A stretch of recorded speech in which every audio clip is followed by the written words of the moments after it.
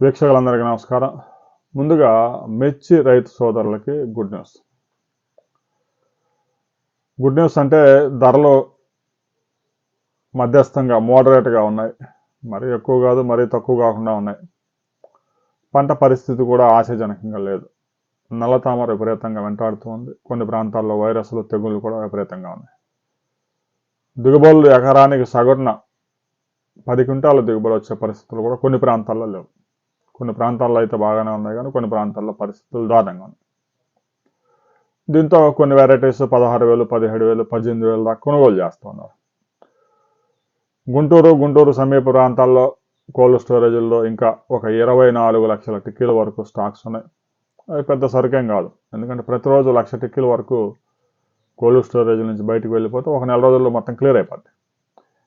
ఇక సంక్రాంతి తర్వాత ఎలాగూ కొత్త పంట పెద్ద ఎత్తున వచ్చే అవకాశం ఉంది. ప్రస్తుతానికి ఇప్పటికీ కొత్త పంట వస్తున్నా, సంక్రాంతి దాటిన తర్వాత ఎక్కువ మంది హార్వెస్టింగ్ కోతలు ఉంటాయి కాబట్టి ఇంకా తర్వాత 10 రోజులు గ్యాప్ తీసుకొని సరుకు తీసుకొచ్చే అవకాశం ఉంది.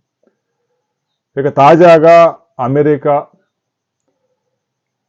కృష్ణా జిల్లాలోని జగ్గయ్యపేట సమీప ప్రాంతాల్లో రైతులతో మిర్చి సాగు చేయించి అమెరికాకు చెందిన కంపెనీలు పురుగు మందులు, చాలా తక్కువగా పురుగు మందులు వాడుతూ సెమీ ఆర్గానిక్ అంటే పూర్తిగా ఆర్గానిక్ కాకుండా విచ్చలవిడిగా మందులు ఉపయోగించకుండా అవసరమైన మేరకు మందులు వాడుతూ రైతులతో మిర్చి సాగు చేయించి రైతుల దగ్గర నుంచి నేరుగా ఆ మిర్చిని కొనుగోలు చేస్తా ఉన్నారు.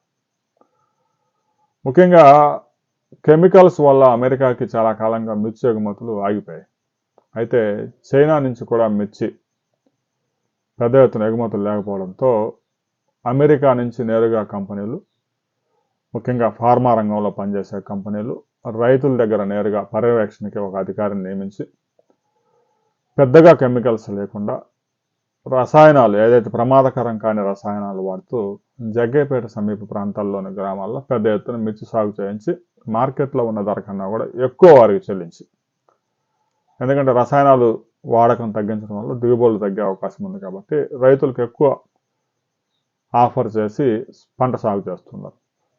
వారు తీసుకెళ్లే మిర్చి నుంచి తేజ కానీ, బ్యాడ్కి 334 ఈ వెరైటీస్, డీడీ ఈ వెరైటీస్ ఎక్కువగా వాళ్ళు సాగు చేస్తున్నారు.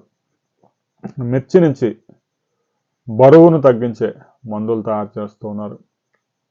తర్వాత రోగ నిరోధక శక్తిని పెంచే మందులు తయారు చేస్తున్నారు. ఇక రెస్టారెంట్లలో వాటిలో స్పైసీగా ఉపయోగించడం అనేది కామన్. ఈ విధంగా భారతదేశం నుంచి అమెరికాకి పెద్ద ఎత్తున మిర్చి ఎగుమతులు జరుగుతూ ఉన్నాయి. రాబోయే రోజుల్లో కూడా మిర్చికి మరింత డిమాండ్ పెరిగే అవకాశమే కానీ తగ్గే అవకాశం లేదు. ఎందుకంటే జనవరి వచ్చినా కూడా ఆ ప్రైసెస్ అలా కంటిన్యూగా స్టెబిలిటీలో ఉన్నాయి కాబట్టి రాబోయే రోజుల్లో పెద్దగా స్టాక్స్ కూడా లేవు, పంట కూడా పరిస్థితి బాగలేదు, ధరలు స్టెబిలైజ్గా ఉన్నాయి, ఇంకా పెరిగే అవకాశాలు ఉన్నాయని కూడా వ్యాపారస్తులు చెప్తున్నారు. దీనికి సంబంధించి రాబోయే కొద్ది రోజుల్లో ఒక రిపోర్ట్ రాబోతుంది. రిపోర్ట్ వచ్చిన తర్వాత మరిన్ని వివరాలతో మరో వీడియోలో మనం కలుసుకుందాం.